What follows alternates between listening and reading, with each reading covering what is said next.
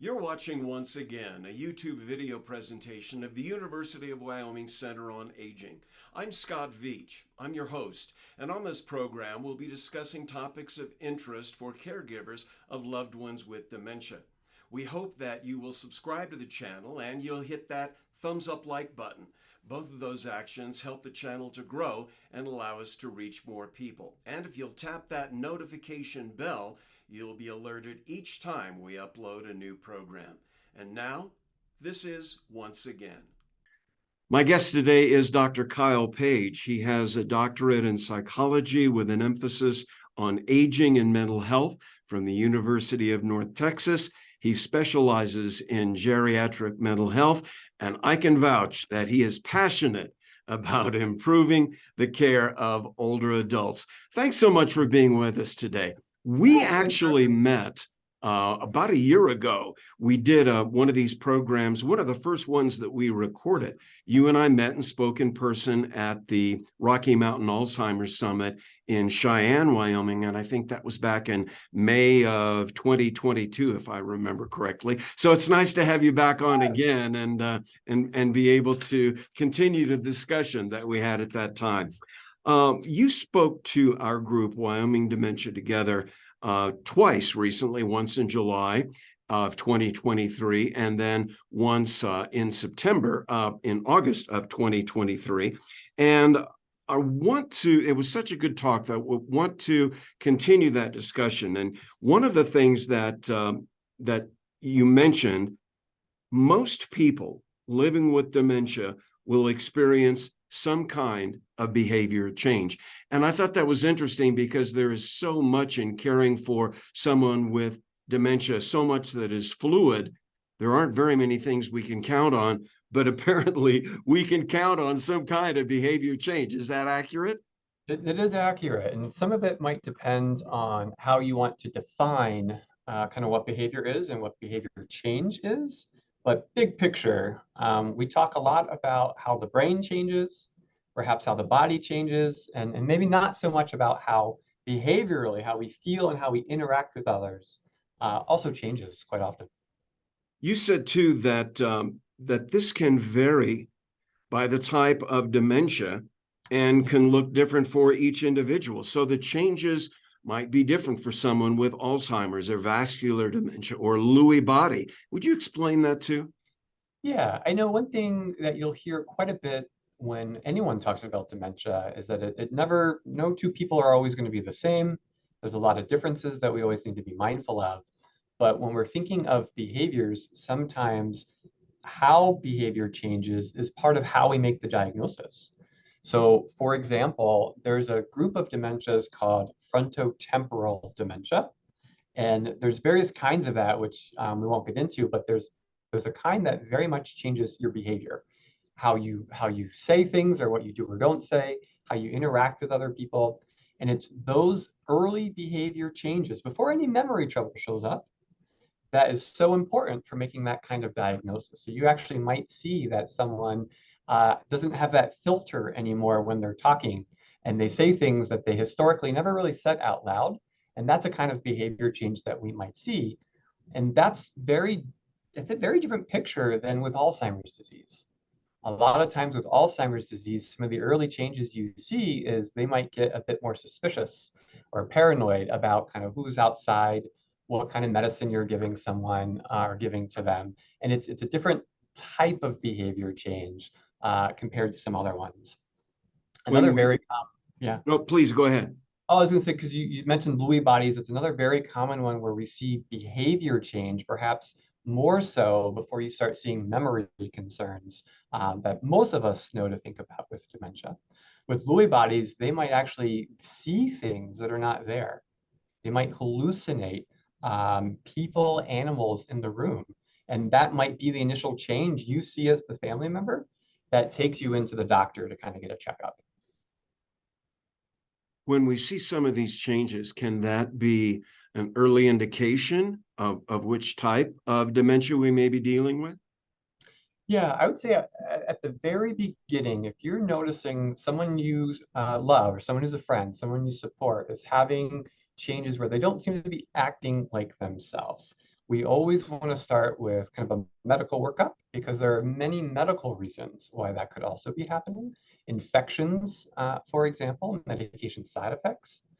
And then we'd also want to check in on how someone is feeling and just kind of their mood and emotional health, because that could also be a common cause of some of these changes. But once we kind of look into those two categories, we start thinking about if these are early signs, very early signs of some dementia that might be coming. And you talked about that these behaviors can manifest differently. They can be verbal, physical, emotional. What are some that would fall into the verbal category? Yeah, no, great question. So some of the changes that we see, and probably most of the changes that we see, would be someone says something that they typically wouldn't say, or says it so much that they don't, they're just kind of repeating themselves. And so very commonly, they might repeat, "What's for dinner? Where are we going? What are we doing today?" And that's a behavior change that before dementia, they maybe would not have said those things several times that day or several times that hour. Now, sometimes that verbal behavior can be a bit more of a safety concern or sound a bit more aggressive at times, where they might now be shouting, yelling, screaming, cursing, something that just implies they're not feeling well, they're in distress, and just something isn't going very well with them. So it can really range across the board there. What about the physical aspects? Because that's part of Yeah. it too. It's definitely a part of it. Those tend to be the ones that we are very concerned about because it too can range. So sometimes the behavior might just be that they follow you around the house. We might call that shadowing. So you get up, you go to the kitchen, your loved one follows you to the kitchen. You go to the bathroom, they follow you to the bathroom. Generally, people feel they can manage that well enough. You might just ask for a private moment for a second or give them something to do. But on the extreme side, it might be you're trying to help them get dressed. You're trying to help them bathe or brush their teeth, take medicines, and they might push back against you. They might push, they might even punch in some instances, and it can really be a safety concern for that individual and yourself involved as well. So it can be, it can vary depending on person to person. Those are the verbal, the physical. What about the emotional, or you called it psychiatric changes? Yeah, there are a couple different words people use depending on kind of what you see online or kind of who you read. But in addition to things they might say differently or behaviors that they might do differently, we also see a lot of times where someone might become more anxious, so more scared, more worried, more nervous, kind of about what their day is going to look like. And often that could be where the repeated questions come out from. Other people might become more sad, more tearful, more depressed. Maybe they cry more easily than what they've done before. And these are part of the chemical changes of the brain, as well as someone trying to adapt to the dementia diagnosis and kind of what that means for them going forward. There's another group of changes in this category where people might think things that are not true, right? So they think that somebody stole their wallet and we know it's just in the drawer and they forgot that it was in the drawer. They might think that the medicine that they've been given from the hospital is poison. And no matter what we say, it's not going to convince them otherwise. They really focus on something that's not true. And then they might see something that's not there. So they might see a person standing in the corner of the room when it's just a coat, perhaps. So they're misinterpreting something that they see. Or there's nothing standing in the corner, but they see someone. So these are some of the psychiatric and emotional changes that can happen as well. One of the things you said too, and I thought it was so great that I wrote it down, talking about communication abilities and the changes that take place. You said they cannot adapt, so we have to. I thought that was really good. Could you elaborate on that? Yeah, very, very important. So of all these changes that someone might experience behaviorally and emotionally, they're doing the best that they can, right? Someone with living with dementia is doing the best that they can at that time. And often when we're talking about, well, how do I interact? How do I respond when they seem distressed? We're looking at ourselves and perhaps what we can change about the environment that somebody is in, or even more specifically, how we talk with someone, how we interact with someone can go a long way into helping someone calm down, but could also go a long way into kind of helping someone not calm down, the opposite. So communication tends to be a really particular focus that we try to train people, staff members, hired caregivers, as well as family and friends, so that when we interact with someone, it kind of happens at a level where they can still stay engaged and kind of be with us. So that's kind of what we're dealing with. So Yeah. as far as the practical measures are concerned, for what we can do, what are some good communication strategies? You mentioned several, like tone or face them directly, reducing distractions, allowing more response time. What about your tone is important? Tone's very important. We often say that when you communicate with someone, it's not just the words that come out of your mouth, right? Your eye contact is also communicating a message to individuals. Your body language is communicating, and then the tone, how fast you talk, how serious you sound. Those kinds of indirect messaging can still be perceived, can still be picked up by somebody with dementia. Even if you can't fully understand the words that they are saying when they talk to you, and they can't fully understand the words when you talk, they can still perceive tone. And so when there will be times when we get stressed, we all will get stressed and overwhelmed and rushed.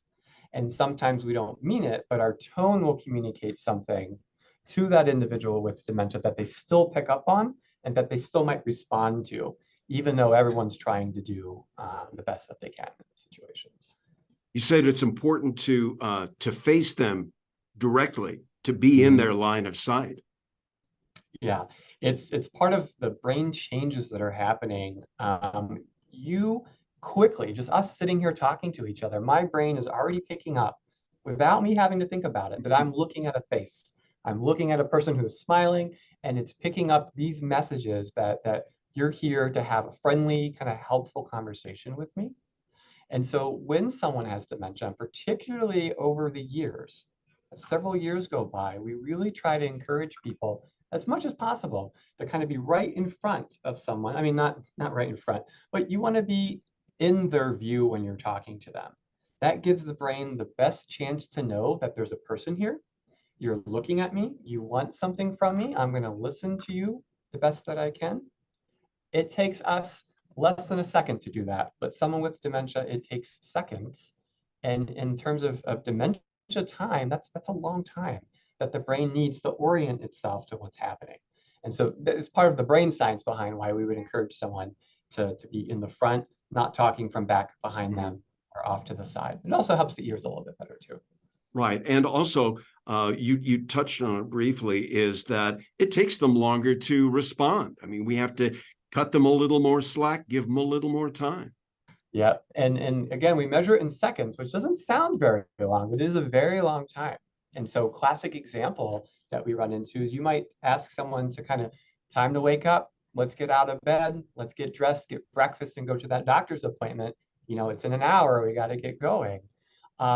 Those are all nice things. Those are all encouraging things. You're supporting, you're trying to help someone.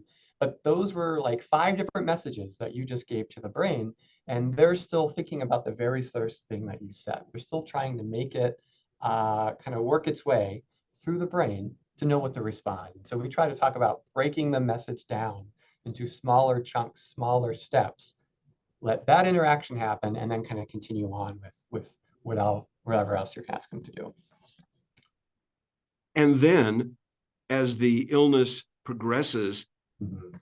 all of those things become, what's the word, more intense or more acute. We have to give them even longer response time. We have to make sure that, as you said, our questions are shorter, things like that. Yeah, and this is like the example that we give, and Scott, I know you've seen this one before, so a lot of people know this example Yeah. if you've heard me talk somewhere.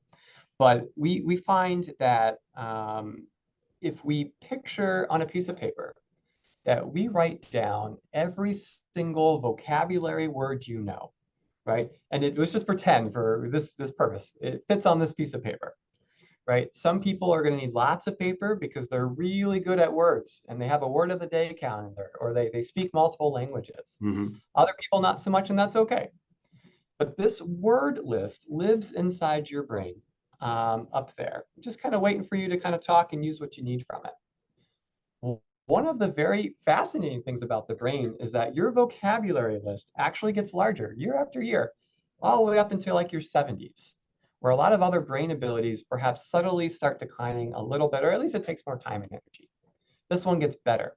But at some point in your life, you're going to start losing access to words that you just don't use very often. Classic example I tend to give is onomatopoeia. People listening out there thinking the last time they ever heard that word was probably back in high school or middle Right. school, unless someone is a teacher who's listening. But we don't use those words in our everyday language, and so they kind of fall off our list, right? So they're not easily accessible to us. I'm not looking for it when I'm trying to talk with you at the dinner table.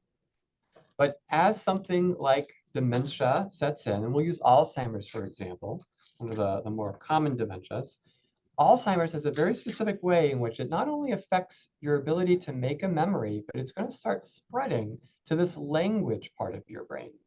And now your list is going to have a lot more holes and jags, kind of jagged edges to it, where when you talk, it sounds something like, I had a really good time at the the the place that we were at. That's because they're losing access to these words. They can still have sentences, you can still interact, have a great conversation, but every now and then it's going to get harder. But as several years go into something like Alzheimer's disease, that list kind of gets smaller and jagged even more. And now it's going to sound like it's really vague. It's kind of hard to communicate exactly what they mean.